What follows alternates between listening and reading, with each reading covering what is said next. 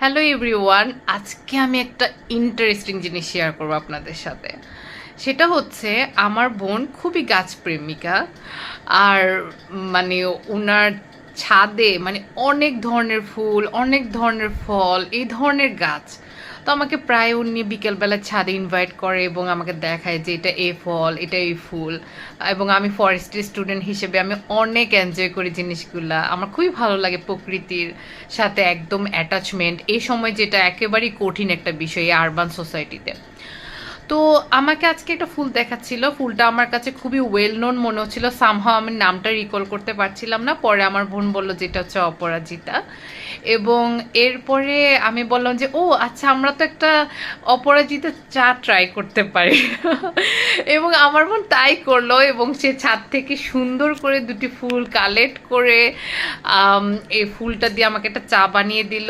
এবং আপনারা দেখতে পাচ্ছেন এটা আমি অলরেডি অনেক নিয়ে নিয়েছি, ভাবলাম যে একটু ভিডিওর কারণে আমাকে কিছু একটু রাখতে হবে। তো আমি একটু আপনাদেরকে দেখাচ্ছি। আপনারা দেখতে পাচ্ছেন যে ফুল আছে এটার ভিতরে, আমি জানি না ভালো করে দেখতে পাচ্ছেন কিনা। এবং এটা হচ্ছে কালারটা খুবই সুদিং একটা কালার এবং এটার টেস্টটা খুবই খুবই ভালো।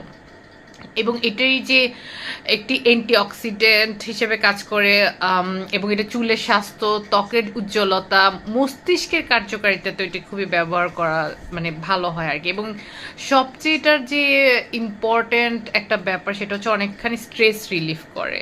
এবং আপনারা যদি অপরাজিতা চা বা বাটারফ্লাই পি ফ্লাওয়ার টি নামেও এটা পরিচিত, এটাকে যদি আপনারা গুগল করেন তাহলে আপনারা এটার সম্বন্ধে জানতে পারবেন। এনিওয়ে, আমার এত জ্ঞান দেওয়ার কোনো ইচ্ছা ছিল না, আমি জাস্ট আপনাদেরকে দেখানোর জন্য এটা ভিডিও করলাম বা এটা এই জিনিসটা শেয়ার করার জন্য যে আপনারা চাইলেই কিন্তু আপনাদের ছাদে বা বাগানের আর অথবা আপনাদের বারান্দার একটু ছোট জায়গাতে খুব সুন্দর করে এটি আপনারা গাছটা লাগাতে পারেন। এবং এই বাটারফ্লাই সরি বা অপরাজিতা যে ফুলটা যখন হবে তখন আপনারা এই চাটা নিজের বাগানের ফুল থেকে আপনারা এই চাটাকে এনজয় করতে পারবেন।